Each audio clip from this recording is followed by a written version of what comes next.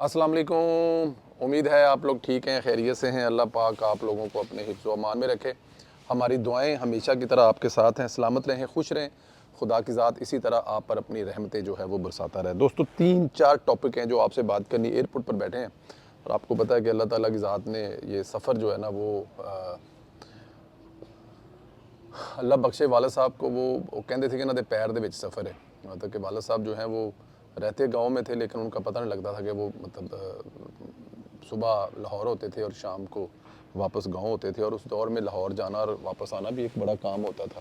तो शायद कुछ इसी किस्म का कुछ चक्कर हमारे साथ भी है कि जो सफ़र है वो बस इसी तरह चलता रहता है। बहरहाल इंशाअल्लाह ताला आपसे मुलाकातें होंगी। 3-4 टॉपिक हैं। इमरान रियाज़ और सलमान साहब जो हैं वो आपस में लड़ पड़े हैं। वकील कह रहे हैं कि हम लोग हुकूमत गिराने के लिए तहरीक चलाने वाले हैं, और चीफ़ ऑफ आर्मी स्टाफ जो है वो भी डट गए हैं। ये तीनों चारों टॉपिक हैं, इस पर बात करेंगे। पहले जो शुरू कर लेते हैं वो हमारे जो कलात में 18 जवान शहीद हुए हैं। ये जो जवान शहीद हुए हैं ये अपने मुल्क की हिफाजत करने के लिए, मेरे और आपके सुख के लिए, मेरे और आपकी चैन की नींद के लिए शहीद हुए हैं। अल्लाह पाक इनके दर्जात बुलंद करे। शहीद जो होता है वो कभी नहीं मरता, उसको शहादत जो है वो हमेशा ज़िंदा रखती है।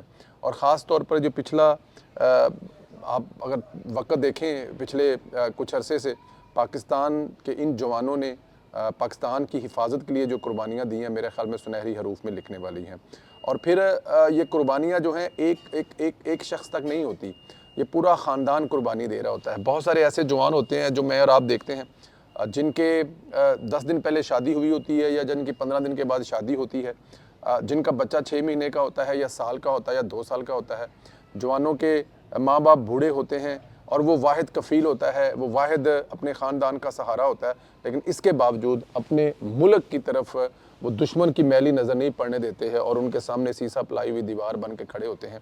शहादत कबूल कर लेते हैं, लेकिन अपने वतन की तरफ एक कदम नहीं उठने देते। आर्मी चीफ ने एक बार फिर मुतनब्बा किया है, एक बार फिर कहा है कि हम लोग किसी तरह से कोई कंप्रोमाइज़ नहीं होंगे, क्योंकि बहुत सारे लोग समझ रहे हैं, शायद अफ़गानिस्तान वाले समझ रहे हैं कि अगर हम उनके किसी उसमें आ जाएंगे, डर और खौफ में आ जाएंगे, या फिर वो जो ताकतें पाकिस्तान को कमज़ोर करना चाहती हैं उनके डर और खौफ में आ जाएंगे, तो ऐसा नहीं होगा। हम लोग लड़ेंगे और आखिरी दम तक लड़ेंगे।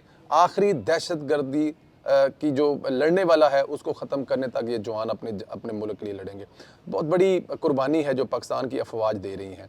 लेकिन दूसरी तरफ आपको पता है ये जो मुल्क दुश्मन हैं, ये एक इंटरनेट पर जिनको डिजिटल दहशतगर्द भी कहा जाता है, वो भी किसी तरह से बाज नहीं आ रहे और वो भी अपनी हरकतें जारी रखे हुए हैं, और वो भी अपना काम जो है उनका काम है, जैसे कि आपको पता है, उसको जारी रखे हुए हैं। और वो बाज इसलिए नहीं आ रहे क्योंकि इससे पहले इनके साथ शायद नरम रवैया रखा जाता था, लेकिन इस दफ़ा इनके साथ कोई नरम रवैया नहीं रखा जा रहा। उनकी जो जो ट्रेंड चल रहे हैं, उनके जो अल्फाज हैं, वो मैं यहाँ पर बयान भी नहीं कर सकता, ना बता सकता हूँ कि वो शहीद होने वाले इन जवानों के बारे में क्या लिख रहे हैं, शहीद होने वाले इन जवानों के ख़ानदानों के लिए क्या लिख रहे हैं, और ये कौन हो सकते हैं। क्या आपको लगता है ये पाकिस्तानी हो सकते हैं? और अगर ये पाकिस्तानी हैं तो ये किन के हाथों में खेल रहे हैं? ये एक बहुत बड़ा सवाल है कि अपने मुल्क के जवान जो आपकी हिफाजत करते हुए अल्लाह को प्यारे हो जाते हैं, उनके बारे में ये अल्फाज लिखना मेरे ख्याल में ज़ेब नहीं देते। लेकिन खैर, क्योंकि ज़ाहिर है ये एक ऐसा ग्रोह है, एक ऐसा जत्था है जो कभी नहीं चाहता कि पाकिस्तान जो है वो आगे जाए, तो ये इस किस्म की हरकतें करता है। लेकिन इंशाअल्लाह ताला मेरे मुल्क के जो जवान हैं वो आखिरी दम तक जो है वो अपने वतन के साथ खड़े हैं और इंशाअल्लाह ताला जो है वो खड़े रहेंगे। अच्छा जी, भाई तुमने जो करना है कर लो, ये कौन कह रहा है? इमरान रियाज कह रहा है। किसको कह रहा है? सुलेमान को। अच्छा जी, मैं आपको ज़रा ये बताऊं कि जो सलमान साहब हैं उन्होंने पहले ट्वीट की है, इनको अपना क्या नाम है जो है इमरान रियाज साहब को करके की है कि आसम जो उन्होंने मतलब इसको Asim Naseer and the touts are much more influence on the Imran Riaz Khan than I do on Feb 4 we will focus on our Twitter space on Imran Riaz freedom and Pakistan. अच्छा, वो इमरान रियाज साहब के बारे में वो जो हैं ज़ाहिर है अब वो टाउट कह रहे हैं उनको कि ये टाउट हैं, और टाउटों के टाउट और टाउट सारों को टाउट किए जा रहे हैं, तो फिर इसकी लड़ाई जो है वो ऐसे ख़त्म तो नहीं होगी। फिर ये कैसे हो सकता है कि इमरान रियाज की रोज़ी रोटी जवाब देना है तो इमरान रियाज जवाब ना दे, ये कैसे हो सकता है? तो इमरान रियाज साहब जो हैं वो जवाब दे रहे हैं और वो टकामा करके जवाब दे रहे हैं। इमरान रियाज साहब लिख रहे हैं, भाई तुमसे जो होता है वो कर लो। इन जर्नैलों ने भी अपना टिल लगा कर देख लिया है, तुम भी शौक पूरा कर लो। इमरान खान जैसे दोस्त की अहलिया को तुमने नहीं बख्शा, मेरी गलती ही थी कि राब्ता रखा। अल्लाह रब्बुल इज़्ज़त कभी किसी कम ज़र्फ़ से वास्ता ना पड़वाए। मैं जान बचाकर बाहर ज़रूर आया हूँ, मगर इन कतूरों के भौंकने की इजाज़त नहीं दूंगा। अब वो कह रहे हैं कि जी मैं जान बचाकर बाहर आया हूँ, हालांकि वो कहा करते थे कि जो जान बचा के बाहर जाते हैं, जो भागते हैं, वो बहादुर नहीं है। बहादुर वही हैं जो आखिरी सांस तक अपने मुल्क में रहते हैं। यही दरस देते रहे इमरान रियाज साहब, और इन्हीं से लाखों और करोड़ों डॉलर जो वो कमाते रहे। अब वो जो लाखों डॉलर कमाते रहे हैं मुझे और आपको झूठ बेचकर, और फिर जब उन्होंने अपने दोस्त इमरान खान की तरह यू टर्न लिया तो फिर कैसा यू टर्न लिया, और फिर जाते हुए जो वीडियो बनाकर मुझे और आपको दिखा रहे हैं, जो मेरे और आपके जिसे कहते हैं ना कि उसको हमदर्दियाँ हासिल करने के लिए, और फिर उनके शागिर्द जो हैं उस डंकी को जिस तरह हिजरत का रूप दे रहे हैं वो भी आपके सामने। बट उन्होंने इमरान रियाज साहब ने कतूरे कहा है, कुत्ते का बच्चा कहा है सुलेमान अहमद को। ये मैं नहीं कह रहा। कतूरों का मतलब क्या होता है? कतूरे होते हैं कुत्ते के बच्चे, और वो कह रहे हैं कि इनके कुत्ते के बच्चों से मैं डरूंगा नहीं, घबराऊंगा नहीं, और साथ ये भी कह रहा है कि कुत्ते के बच्चों को मैं भौंकने की इजाज़त भी नहीं दूंगा।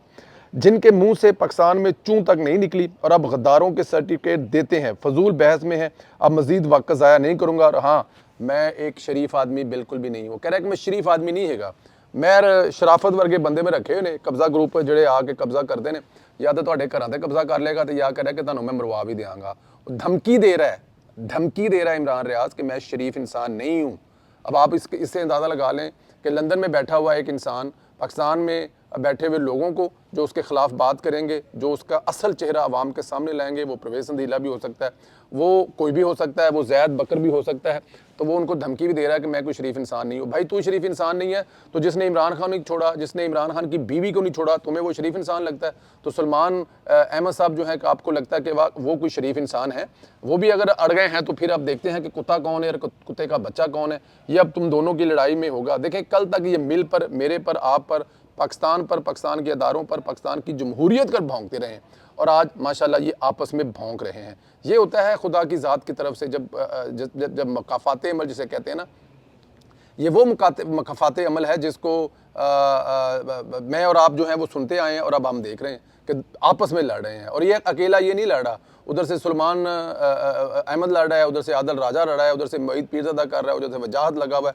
तो ये आपस में इनकी जो लड़ाई है वो लड़ाई है डॉलरों की, वो लड़ाई है आपस में भौंक कर एक दूसरे के ऊपर डॉलर ज़्यादा से ज़्यादा यूट्यूब कमाने की, और वो कर रहे हैं और उनका काम है, वो आखिरी दम तक करेंगे। लेकिन उसमें जो मुल्क का नुकसान होता है, जो इमरान रियाज साहब मुल्क का नुकसान कर गए हैं, वो मेरे ख्याल में जो है एक बहुत ही डेंजरस चीज़ है, जिससे अल्लाह पाक बचाए।